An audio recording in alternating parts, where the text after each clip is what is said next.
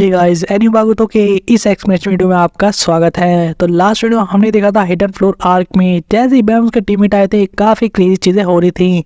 Big breeder के हमें real intentions पता लगी और कैसे उसने एक विलन को छुपा के रखा था अंडे के अंदर। वहीं दूसरी तरफ जैसे ही बाकी लोग एस्केप की थी हमें पता लगा बात थी और बिग ब्रीडर के अंदर क्या सीन है और कैसे उस डोर के पीछे एक अलग ही दुनिया है जहाँ पे रियल बिग ब्रीडर है। और इस जगह पे बिग ब्रीडर इतना पावरफुल है कि वो बैम के शिशु को सिर्फ बोलने भर से गायब कर सकता है। और अब स्टोरी में आगे, लेकिन उससे पहले चैनल को सब्सक्राइब कर लें और स्टोरी में आगे बने रहे।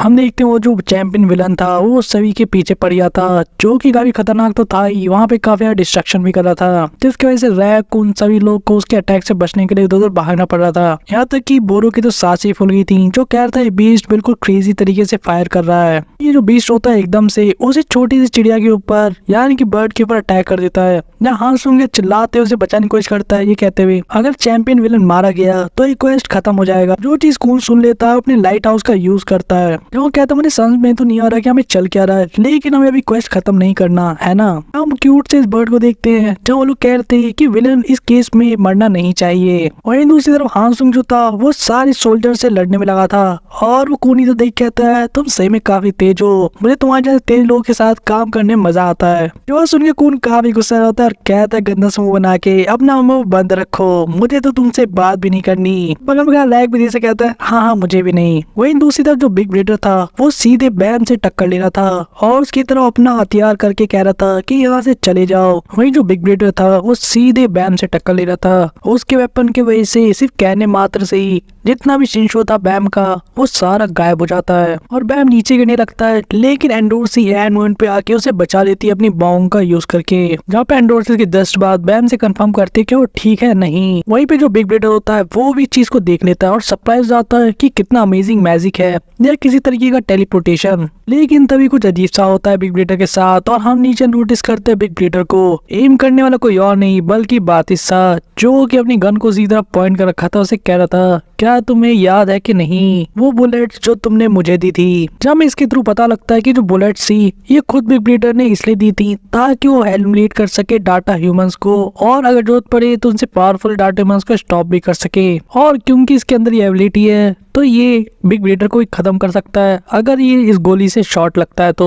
हम देखते हैं बिग ब्रीडर को हाँ मुझे याद आया, मैंने तुम्हें वो दिया था एक छोटी सी उम्मीद की किरण, जहाँ उससे कह रहा था ताकि तुम और भी ज्यादा दुख में रह जाओ जब तुम्हें पता लगे कि तुम इस जगह से कभी भी एस्केप नहीं कर पाओगे उस छोटी सी उम्मीद की किरण होने के बाद भी। वहीं पे हम देखते हैं बिग ब्रीडर को जो कि सारे बुलेट्स को बहुत ही आराम से डॉज कर रहा था और इसे कहता है कि इन सबका कोई फायदा नहीं क्योंकि जब तक मैं इसे डॉज कर सकता हूँ तो मुझे कुछ नहीं कर सकते। लेकिन यहाँ पे बैम भी इस बात को सुन लेता है और एंडोर्सी कहता है कि हमें इस बुलेट्स का यूज करना होगा, अगर हमने उसे एक बार भी हिट कर दिया तो हमारा काम बन जाएगा। जहाँ एंडोर्सी कहती है ठीक है। जहाँ हम देखते हो अपने बॉम्बों का यूज करके एक बुलेट को कैच करने की कोशिश करते हैं जिसको डॉज कर रहा था बिग ब्रीडर। जहाँ वो भी ये चीज को नोटिस कर लेता है कि बैम कैसे उसके पास आ रहा है और उसको कहता है कि सबका कोई फायदा नहीं। लेकिन उस इवेंट पे हम कुछ अलग ही देखते हैं। यहाँ पे एंडोर्सी अपने बॉम्बों का 40% सेपरेट मूवमेंट यूज करी थी जिसका यूज करके उसने एक बुलेट को कैच कर लिया था और वो सीधे बिग ब्रीडर के फेस के पास आ गया था। और अगली पल हम देखते हैं बुलेट उसके सर के आर पार चली जाती है।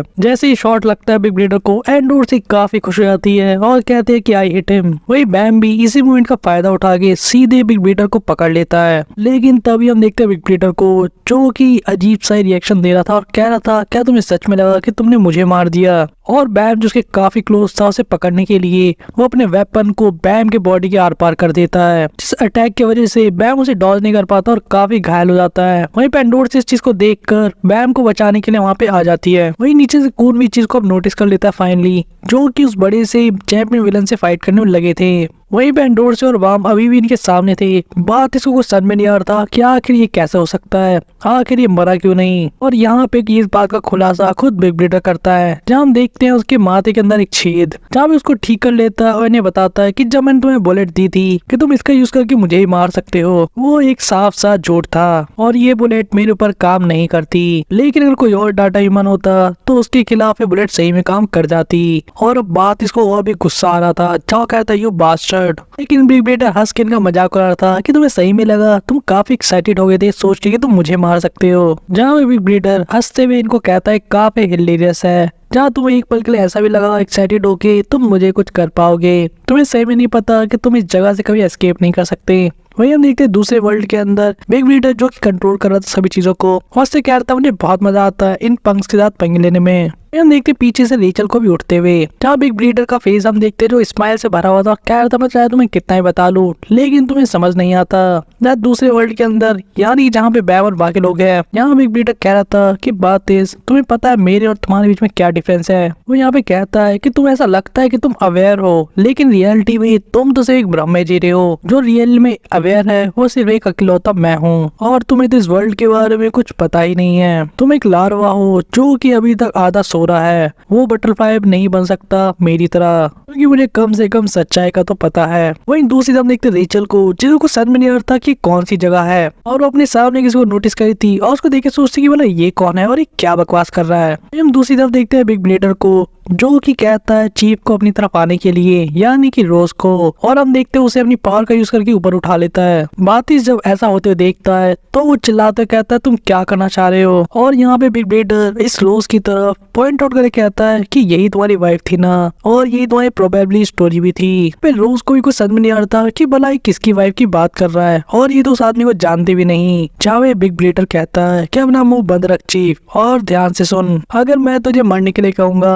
तो तुझे वैसा ही करना होगा। बात इससे रोकने की काफी कोशिश करता है और रोज को कहता भी है कि ऐसा मत करना, लेकिन बिग ब्लेडर कहता है मैं तुमसे दोबारा पूछ रहा हूँ, अगर मैं तुम्हें मारना चाहूंगा तो क्या तुम ऐसा करोगी। और हम देखते चीफ को यस कहते हुए, और बिग ब्लेडर काफी हंसते हुए कह रहा था तो ठीक है मैं तुम्हारी मर्जी से तुम्हें मार देता हूँ। जहाँ बात इस चाह के भी से रोक नहीं पाता। मैम भी काफी कोशिश करता है ताकि उसे बचा सके, लेकिन एंडोर्सी से रोक लेती कहते हुए कि काफी डेंजरस बंदा है। और साथ ही एंडोर्सी की रीजनिंग ये थी क्योंकि ये डाटा ह्यूमन है तो इसका जीना और मरना वैसे ही मैटर नहीं करता।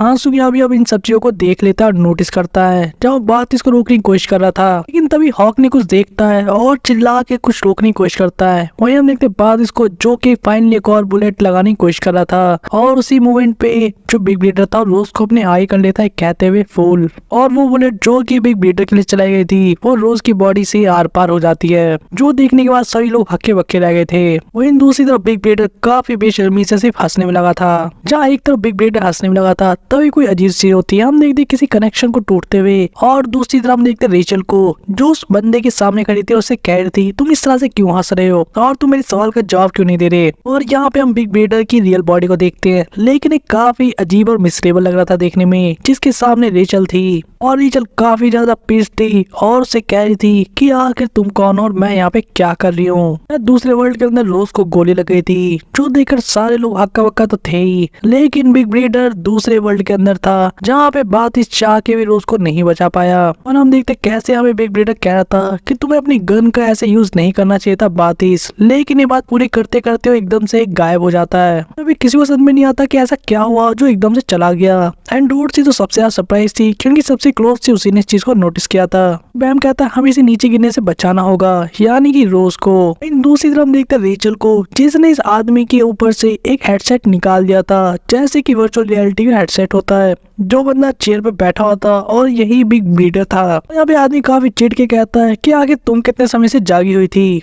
रेचल इसके जवाब में कहती है कि मैं जस्ट अभी जागी हूँ क्योंकि तुम काफी तेज से हंस रहे थे। और यहाँ पे हम सामने एक स्क्रीन देखते हैं जहाँ पे कनेक्शन टूटा हुआ था, और रेचल कहती है तुम इतना ज्यादा फोकस किस चीज पे थे, किसी तरह की गेम पे। हम देखते इस बंदे को जो कि काफी अलग सा बिहेव कर रहा था, कह रहा था इसको तुम गेम जैसे समझ लो। जहाँ रेचल कहती कौन सा गेम, जिसमें बंदा कहता है बेसिकली गेम ही है मेरे लिए, तो मैं तुम्हें बाद में सारी चीजें एक्सप्लेन करूंगा। और वो काफी ज्यादा डेस्परेट था अपने VR डिवाइस को वापस लेने के लिए, जो कि रेचल ने उतार दिया था, और उसे कह रहा था कि मेरा एक काफी इंपॉर्टेंट काम रुक गया है तुम्हारे वजह से। और जहाँ पे रेचल VR डिवाइस का नाम सुनती है तो नोटिस करती है शायद उस हेलमेट के बारे में कह रहा है, लेकिन रेचल साफ मना कर देती है देने से।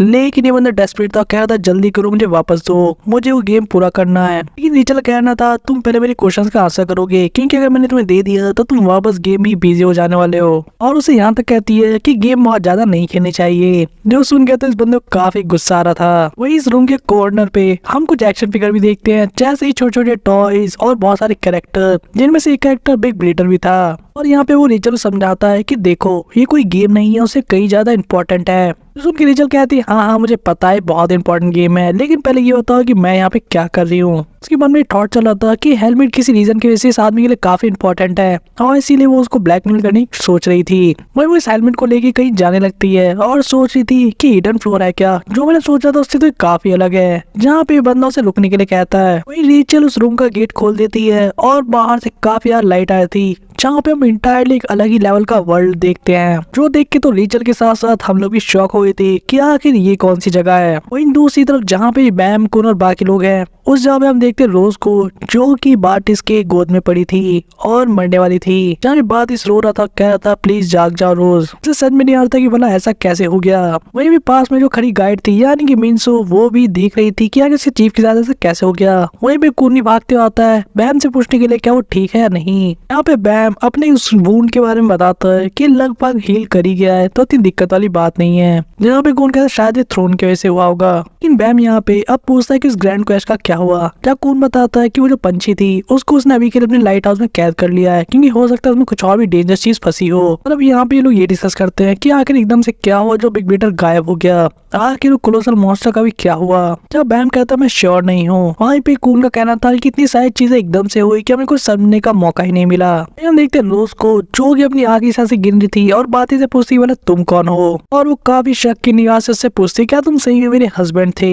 जहाँ बातिस कहता है लेकिन चाह के भी कोई शब्द उसके मुंह से नहीं निकलते, वो सिर्फ रोए जा रहा था। वहीं पे रोज कहती है सॉरी लेकिन मैं तुम्हें याद नहीं कर पा रही। अब बातिस कहता है कि मैं सब कुछ भूल गया था, यहाँ तक कि बिग ब्रीडर को प्रेज करना भी। जब मैंने पहली बार तुम्हें देखा मैं सारे गाने लिखना भूल गया था, क्योंकि मैं ब्लाइंडेड हो गया था तुम्हें देखकर। जब बाकी लोग ये सारी बातें सुन रहे थे और यहाँ पे रोज को बातिस कहता है कि माय लव वो तुम थे जिसने मुझे बचाया। जहाँ पे हम मैडले को भी देखते हैं, यहाँ पे बातिस रो रहा था, कह रहा था कि तुम वो फूल हो जो कि मेरे दिल का हिस्सा था। यहाँ पे रोज से पूछती है कि बोला तुम कौन से गाने की बात कर रहे हो। जब बात इसके आता है ऐसे तो काफी एम्बैरसिंग है, लेकिन मुझे वो सही में पसंद था। कि अगली मोमेंट हम देखते हैं कि रोज मर जाती है और बातिस और वहाँ खड़े लोग काफी यार रोने लगते हैं। जब बैम को तो काफी गुस्सा आ रहा था, वहीं पे हांसूंगे अब बैम के पास आता है और वो कहता है कि मुझे तुम्हें कुछ बताना है। वो इस सीक्रेट हिडन फ्लोर के बारे में एक सीक्रेट था। देखते ही किसी प्राइवेट जगह पे आते हैं जहाँ में कून और बैम कुछ लोग प्रेजेंट थे और हांसूंग कहता है कि जगह ठीक लग रही है हमारे बात करने के लिए। जब कून पूछता है तुम कौन सीक्रेट की बात कर रहे थे हिडन फ्लोर में, तुम्हारा क्या मतलब है। कून को ये भी आशंका थी कि शायद हांसूंग को पता है कि बिग ब्रीडर कहाँ चला गया एकदम से, जिसपे हांसूंग कहता है हाँ। हांसूंग यहाँ पे ये कहता है कि मुझे ये तो नहीं पता कि सडनली किस रीजन की वजह से डिसअपेयर हो गया, लेकिन उसकी मेन बॉडी कहाँ है इसके बारे में मुझे पता है और उसके लिए हमें नेक्स्ट स्टेज पर जाना होगा इससे पहले कि वो रिटर्न करे।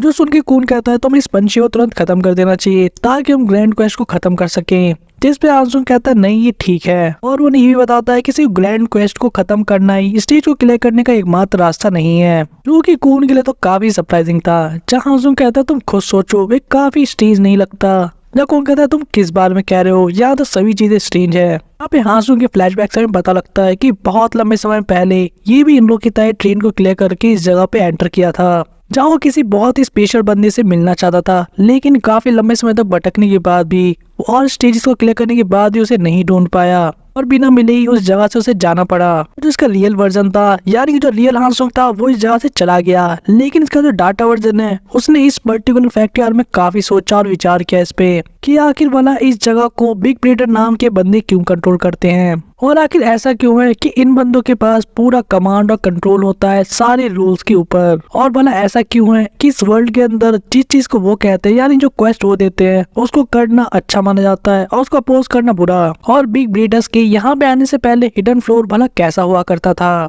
यहाँ पे हांसू उन्हें आगे एक्सप्लेन करता है कि कुछ ऐसे लोगों से जिनको जानता था जब ट्रेन क्लियर करके यहाँ पे आए तो उनकी मदद से उसने स्टेज को क्लियर करने की कोशिश की, और इस बार उसने काफी अलग स्ट्रेटजी का यूज किया। इस बार उसने ब्लैक पार्ट को डिक्रीज करने की जगह उसे पूरा इंक्रीज कर दिया, यानी कि स्कैनर में सिर्फ ब्लैक पार्ट रह गया और सरप्राइजिंगली एक हिडन ग्रैंड क्वेस्ट अपेयर हुआ जो कि काफी शॉकिंग था कून के लिए भी। जहाँ पे हांसू उसे बताता है कि वो रियल ग्रैंड क्वेस्ट था, ना कि वो जो तुम्हें बिग ब्रीडर देते हैं, यह नॉर्मली यहाँ पे आने वाले लोगों को मिलता है। कून कहता है कि इसका ये मतलब है कि बिग ब्रीडर ने जो हमें क्वेस्ट दिया था वो नकली था, जिस पे हांसू कहता शायद। और हांसू की थ्योरी ये थी कि जो मिस्ट्रेल है यानी कि वार्निंग मिस्टर इस टाउन की चीफ, उसका काम होता था लोगों पे आंख रखना और नजर रखना ताकि उनको डिसीव कर सके, और लोगों को झूठ बोला जाता था ताकि उनसे सच्चाई से दूर रखा जा सके। और जो फेक क्वेस्ट इन्हें मिलता था वो एक तरीका था प्रिवेंट करने का ताकि सही रास्ते को ना ढूंढ पाए। और इसी के बाद हांसू अपने साथियों के साथ रियल क्वेस्ट को बीट करने गया, लेकिन अल्टीमेटली टाइम के साथ उसके सारे साथी एलिमिनेट कर दिए गए और वो अकेला एस्केप कर पाया क्वारंटीन एरिया में, जहाँ पे वो इन लोगों का वेट कर रहा था काफी लंबे समय से। लेकिन उसे काफी अच्छी इन्फॉर्मेशन मिली थी जब उसने लास्ट टाइम अटेम्प्ट किया था इस रियल क्वेस्ट को बीट करने का,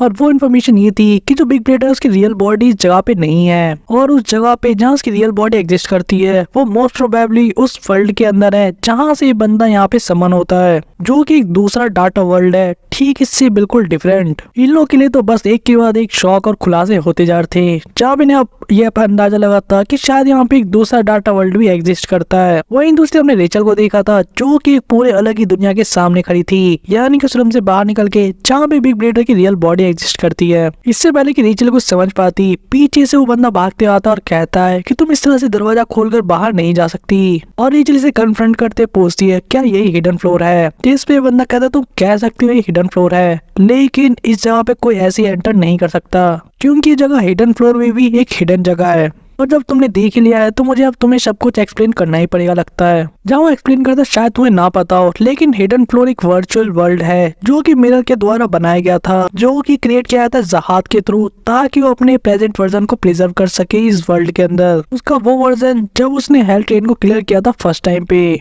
और टाइम बढ़ने के साथ ही यंग जहाद और उसके कंपेनियंस ने यहाँ पे अपना डाटा क्रिएट किया, और उसके बाद उनके डाटा लोगों ने अपना एक अलग ही वर्ल्ड यहाँ पे क्रिएट कर लिया था, और उसके बाद एक के बाद एक रेगुलर यहाँ पे आने लगी इस जगह पर, जिसकी वजह से एक टाइम के बाद जहाज उसके कंपेनियन काफी ज्यादा परेशान हो गए थे, इतने ज्यादा नंबर बढ़ते हुए रेगुलर की वजह से जो कि मिरर का यूज करके यहाँ पर आते थे, और इसीलिए वो खुद को इन लोगों से सेपरेट करना चाहते थे। और जब ये बात बाहर किसी बंदे को पता लगी तो उसने ओरिजिनल मिरर के सामने एक और मिरर रख दिया, इसका यूज करके जहाज और कुछ खास लोग उस जगह पे चले जाए जो कि अब नया वर्ल्ड बन चुका था उस नए मिरर की वजह से। जिस बात को रेचल सुन के पूछती है तो क्या ये वो जगह है जहाँ पे कुछ डाटा लोग रहते हैं, जिस पर बिग ब्रीडर कहता है बिल्कुल सही, और यहाँ पे अब रेगुलर्स की एंट्री बिल्कुल बंद कर दी गई है, ये एक हिडन फ्लोर है। जो वह सुनने के बाद रेचल इस जगह तो देख रही थी, लेकिन ये भी सोच रही थी मन के अंदर कि शायद यहीं पे यंग जहाद का भी डाटा होगा कहीं पे। और अब रेचल पूछती है तो तुमने जिस हिडन फ्लोर के पहले बताया था वो कहाँ पर है, जिसके बारे में सुनते बिग ब्रीडर कहता है जो तुम स्क्रीन पे देख रही थी जिस दुनिया को, वो गेम ये वही था।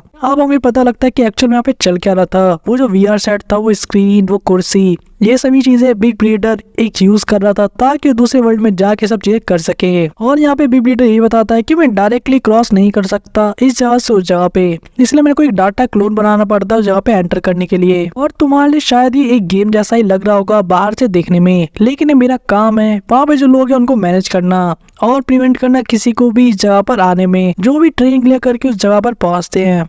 एक्सप्लेन करता है कि कैसे वो लोगों को कंफ्यूज कर देता है, उनके सेंसेस को डल करके उन्हें एक यूजलेस जर्नी पे भेजता है ताकि वो कभी भी इस जगह पर आ ही ना पाए, और ना ही उन्हें इसकी एग्जिस्टेंस के बारे में कुछ भनक लग सके। और अगर कोई थोड़ा सा भी इसके बारे में जानने की कोशिश करता है तो उसे हमेशा के लिए एलिमिनेट कर देता है। और वैसे ही कुछ लोग अभी भी प्रेजेंटली उस हिडन फ्लोर के वर्ल्ड में हैं जो कि यहाँ के बारे में शायद कुछ जानते हैं, जानने की कोशिश कर रहे हैं, और इसीलिए उसका वापस जाना उस वर्ल्ड के अंदर काफी इंपॉर्टेंट है। जब टीचर पूछते तो मैं यहाँ पे क्या कर रही हूँ, मैं भी तो उन्हीं में से एक हूँ, जिसके बारे में ब्रीडर कहता है कि मैं भी श्योर नहीं हूँ कि तुम यहाँ पे क्या कर रही हो। जहाँ भी उन्हें ये बताता है, यानी कि हम फ्लैशबैक में देखते हैं कि कैसे जब वो लोग भी एंटर करने वाले थे उसी टाइम पे कोई मिस्टीरियस पावर उसे इस जगह पर लेकर आई थी, यानी कि वही मॉन्स्टर जो कि गुस्तांग ने दिया था रेचल को एज अ गिफ्ट। और जब बिग ब्रीडर ने देखा कि रेचल को मॉन्स्टर यहाँ पे लेकर आया है या सम काइंड ऑफ पावर, क्योंकि उसे देख नहीं पा रहा था, तो उसने इसे बिना छेड़े छोड़ दिया ताकि कोई और भी इसके एग्जिस्टेंस के बारे में ना जान पाए। रेचल को ये बात सुनने के बाद पता लग जाता है कि उसे एग्जैक्टली तो नहीं पता यहाँ पे क्या हुआ था, लेकिन उसे एक चीज तो कंफर्म है कि उसे एक स्पेशल चांस दिया गया इस बार। वहीं पे अभी बंदा डेस्परेटली कहता है कि मैंने अब तुम्हें सब कुछ बता दिया, अब मुझे वापस करो मेरा